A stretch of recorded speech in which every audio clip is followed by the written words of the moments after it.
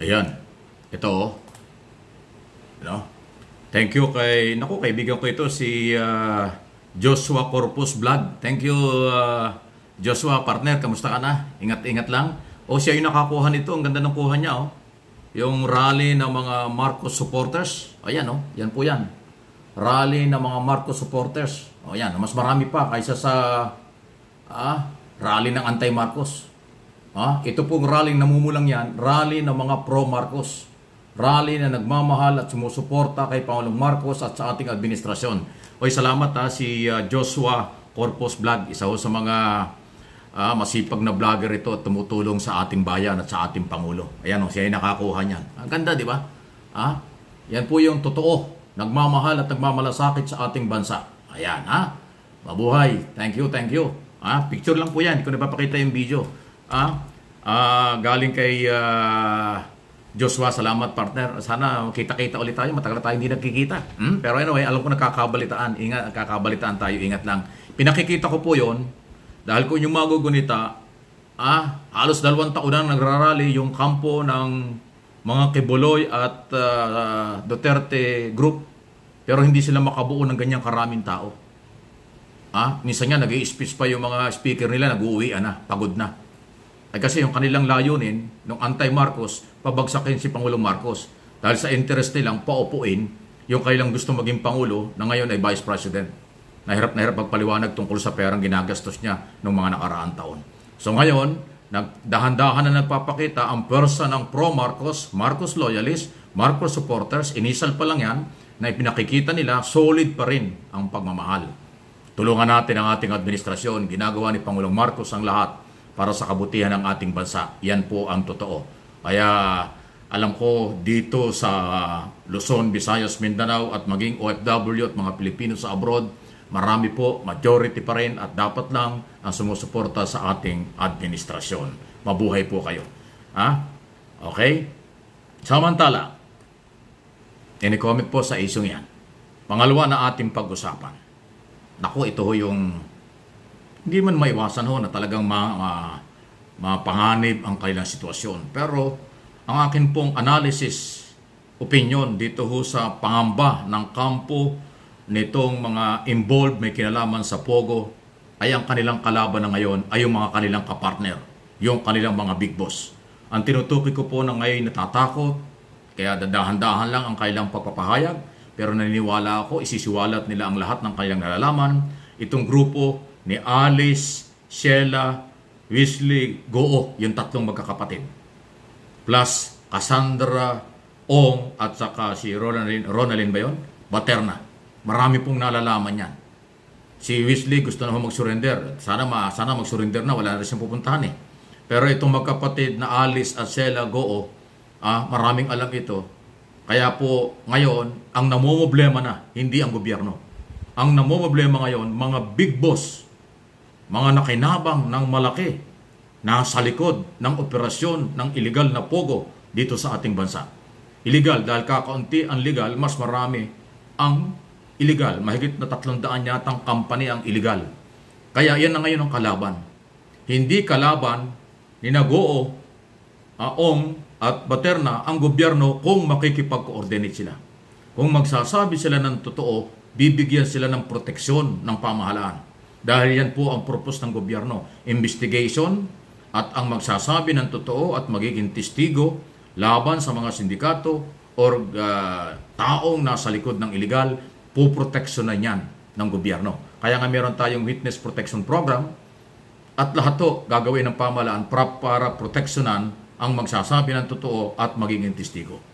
At dahil dyan, kaya po ang aking opinyon, ang kalaban na at kinatatakutan ng grupong ito, ng mga Goo, Ong at Baterna, hindi ang gobyerno. Yung kanilang mga amo, yung mga big boss na Pilipino or Chinese national na may mga kasong kriminal dyan po sa China. Yan na po ang sitwasyon. Kaya alam po ninyo, kaya ko binabanggit ito, alam na ito ng PNP, ng NBI, ng Immigration at ng PAO, Presidential Anti-Organized Commission. Alam na ito ng Office of the President. naaabot sa ganitong sitwasyon. Kaya pinaghandaan na ng PNP at ng DILG at ng Department of Justice ang sapat na proteksyon sa mga ito. Basta magsabi lang ng totoo. Pero dahan-dahan na po, kung yung mapapansin, ano pangalan nito? Si Sheila Goo. Hindi niya sinabi yung dalawang cabinet secretary, pero sinulat niya sa papel. Nakakalungkot lang, hindi inilabas ng mga senador kung sino yung sinulat. Pero sabi ni Senador Villanueva, bingo. Ibig sabihin, may idea rin sila kung sino yung dalawang cabinet secretary na pinangalanan na, pero hindi pa ini-expose ngayon. So yan na po. Mga dating opisyal ng gobyerno at mga involved sa Pogo, yung mga big boss, ang kinatatakutan ng grupo ni Goo. Kaya dapat proteksyonan. Ako, sang-ayon din ako na bigyan sila ng proteksyon kasi mapanganib ang buhay nila. Kasi pagka sila'y nawala, mawawala ang testigo. Pag nawala sila, makakawala rin ang mga big boss na mga dating opisyal ng gobyerno o kung sino man nasangkot dun sa mula mag-operate ng illegal na Pogo, illegal drugs, at extrajudicial killing. Huwag nating kalimutan, yung extrajudicial killing, hindi po nawawala dyan dahil maraming namatay sa Pogo, maraming tinorture. At marami ring illegal drugs, 6.8 billion drugs sa Pampanga ang na-recover ng mga otoridad. Kaya nga ang sapantahan ng gobyerno, illegal drugs, human right violation, extrajudicial killing, at illegal pogos, iisang grupo yan. Kaya nga mapanganib ang kalagayan nito mga ito. Pero huwag kayong mag-alala, bibigyan ito ng proteksyon. Basta magsabi sila ng totoo. Yan ang assurance na bibigay ng Senado, ng Kongreso, ng DOJ, at ng DILG. Basta magsalita itong group magkakapatid na Goo, Ong at Baterna, meron silang proteksyon at pwedeng makilala at makasuhan ang mga big boss. Kung sino-sino yan, abangan natin. Dahan-dahan lalabas yan. Magkakaroon na po ng serious investigation in aid of legislation ang komite sa Senado at saka yung Quad Committee sa Kongreso. Ini-schedule na po kung sino mauna, pero palagay ko mauna. Alam ko ngayong araw na ito na nga po, salang na ito si Goo, si Alice. Tapos Kongreso, tapos tuloy-tuloy na po yan. So yan po. Okay? Sa tingin ko po, tama lang, nabigyan sila ng proteksyon dahil marami silang pwedeng sabihin at pakinabangan ng mga otoridad para sa pagpapile ng mga kasong kriminal, administratibo at iba pa laban sa mga nasasangkot dito. Any comment, reaksyon, malaya po kayo dito sa dalawang topic natin. Una, yung mga Marcos loyalist supporters nagpakita na initially ng kanilang pwersa na nakita ko mas malaki pa yung rally nila kaysa dun sa halos 2 taon ang nagrarally na anti-Marcos. So, sulit pa rin ang Marcos supporters loyalist at nagmamahal sa ating Pangulo. Maganda yan.